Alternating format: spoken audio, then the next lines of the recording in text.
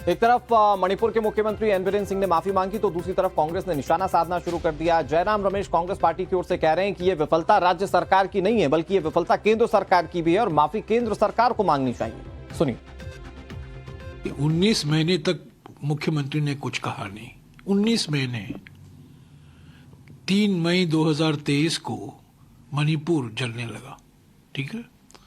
तब से हिंसा, सैकड़ों लोग मारे गए, हजारों लोग विस्थापित हुए, विभिन्न समुदायों के बीच में एक भय और शक का एक वातावरण पैदा किया गया।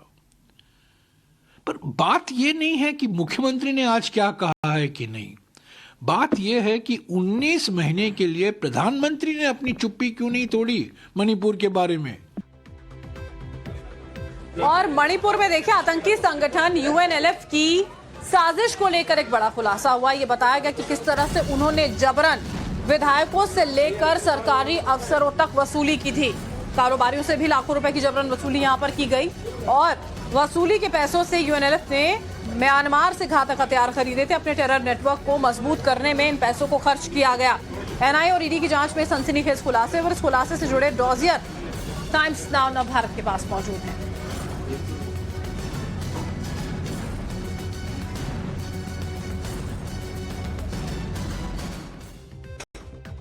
यूएनएलएफ यानी कि यूनाइटेड नेशनल लिबरेशन फ्रंट, जिसको लेकर जो खुलासे हो रहे हैं अब आपको ग्राफिक्स के जरिए बताते हैं क्या क्या खुलासे हुए। दरअसल खुलासा नंबर 1 ये कि यूएनएलएफ ने आतंकी साजिश की थी और उस पर बड़ी बात ये निकलकर सामने आ रही है कि सरकारी ऑफिसर से जबरन वसूली की गई थी।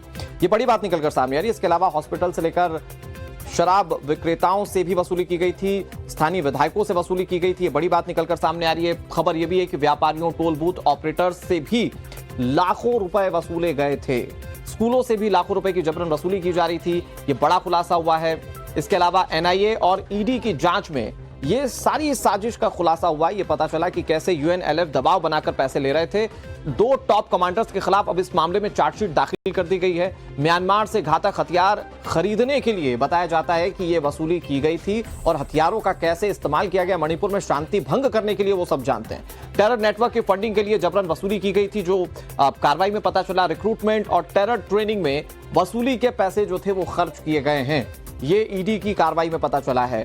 इलेक्टेड गवर्नमेंट के खिलाफ युद्ध की एक बड़ी साजिश रची गई थी और इस साजिश पर यह बड़ा खुलासा सामने आ रहा है कि पैसे जो थे वो लोगों से इकट्ठा किए गए थे।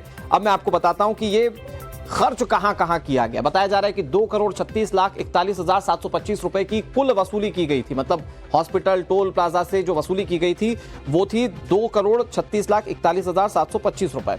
अब इसमें हथियारों की खरीद पर 20 लाख रुपए खर्च किए गए थे और हथियार जो थे वो म्यांमार से मंगाए गए थे। आतंकियों की ट्रेनिंग पर बताया जाता है कि 10 लाख रुपए खर्च किए गए थे। ये ट्रेनिंग करने के बाद ही आतंकी किस तरह से एक्टिव हुए थे मणिपुर में, ये आपने देखा। आतंकियों के यूनिफॉर्म पर 1 लाख रुपए खर्च किए गए, मतलब उन्हें बाकायदा यूनिफॉर्म दी गई थी। 4 लाख की इंसास एलएमजी, 1 लाख की एसएलआर, ये ऑटोमोटिव हथियार हैं जो खरीदे गए थे। आतंकी संगठन ने 30,000 की 303 राइफल्स जो थी इन्हीं पैसों से खरीदी थी जो जबरन वसूले गए थे। 50,000 रुपए 9mm की कार्बाइन खरीदने में खर्च किए गए थे इस संगठन की ओर से। तो ये पैसे जो थे वो इकट्ठे किए गए पहले और फिर उसके बाद संगठित तरीके से उसे अलग अलग इस्तेमाल किया गया और उसके बाद मणिपुर में हिंसा भड़काई गई।